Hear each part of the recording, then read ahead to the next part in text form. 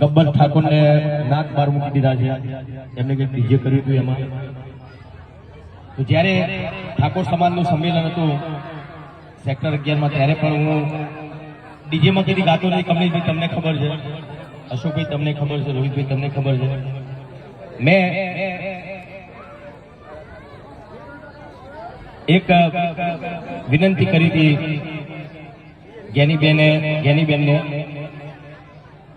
તો જ્ઞાનીબેન એવું કહેતા કે ભાઈ મેં બંધારણ નહીં ઘડ્યું, પણ બોલ્યા તો તમે ને પેલા આગળ તો તમે આવ્યા હતા ને, તમે બોલ્યા હતા ને. તો બધા બનાસકાંઠાના ઠાકોર સમાજના જે આગેવાનોએ બધું બંધારણ કર્યું છે, બરાબર છે, બંધારણ કર્યું. ઘણા બધા એવા ઠાકોર સમાજમાં ઘણા બધા એવા કુરિવાજો હતા, જે બહુ સારું કામ કર્યું છે ઠાકોર સમાજના બધા આગેવાનોએ.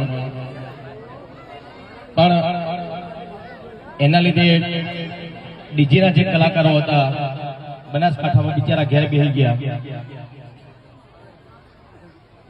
અને જે આગેવાનો બંધારણ કર્યું એ લોકોને ખબર નહીં ડીજે એટલે હું. ખબર છે કમલેશભાઈ? ના ના એવું કહેતા હતા કે ડીજે વગાડશો એટલે બધા ભેગા થશે, નાચશે, કુશે, દારૂ પીશે ને ઝઘડા થશે.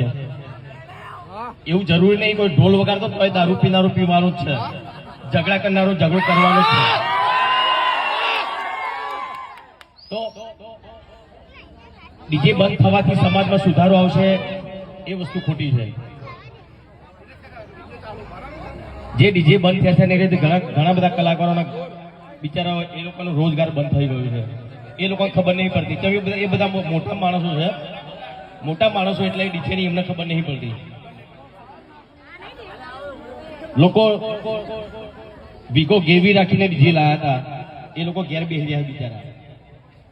એક ડીજેમાં 15 કલાકારો કામ કરતા હોય, એવા બનાસકાંઠામાં કેટલા ડીજે હશે? તો એક ડીજેમાં 15 કલાકારો કામ કરતા હોય તો કેટલા કલાકારો બિચારા ત્યાં બે ઘર એમને કમાણી બધી બંધ થઈ ગઈ એમની. તો ચલો કઈ વાંધો નહીં, તમે ડીજે બંધ કરાવી દો.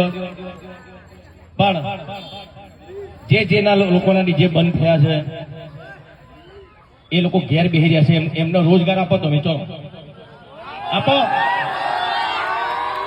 આપો, નોકરી આપો, કઈ ધંધો તમે આપો ને. એમને તો એમના સિવાય કલાકારો બિચારા એક ગાવા કે વગાડવા સિવાય બીજું કોઈ કરી શકવાના નથી. તો જે આગેવાનોએ જે બંધારણ કર્યું છે એમને ખાલી એટલી જ વિનંતી કે જે કલાકાર ઘેર બેસી રહ્યા છે એમને કઈ રોજગાર મળે એવું તમે કરજો, બરાબર ને?